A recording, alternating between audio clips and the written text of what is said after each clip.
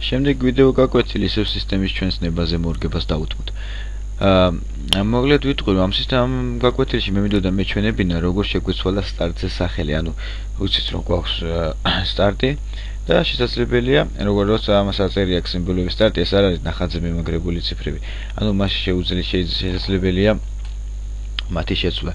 მათი შეცვლა საერთო სისტემაში პროგრამის დახმარების გარეშეც ხდება და ეს ამას პროგრამა ექსპლორერი აკეთებს. პროგრამა ექსპლორერში იცვლება ეს. ოღონდ შეზღუდული ვართ სიმბოლოებში, ანუ რადგან წერია 5, ისევ წერთ 5 სიმბოლოს, მეტი იქ დაწერა არ შეგვიძლია. ამიტომაც ინტერნეტში აღმოჩნდა ესეთი პროგრამა, რომელიც უკვე ჩვენ საიტზე შეგვიძლია ამის გადმოწერა. უფასო არის პროგრამა და ვრცელდება მისი პორტაბელური ვერსია. პროგრამა არის რა, არ გვზღუდავს სიმბოლოში, ანუ თქვენ რა თქმა უნდა გარკვეული ნორმა დაცულია, არ შეგიძლიათ პოემის ჩაწერა, მაგრამ ყოველ შემთხვევაში 5 სიმბოლოზე მეტი დაწერა ნამდვილად შეგიძლიათ. ამაში მოდი დავაწეროთ აქ ჯერ ჩვენი საიტის სახელი. და როგორც ხედავთ, სტარტმა შეიცვალა თავისი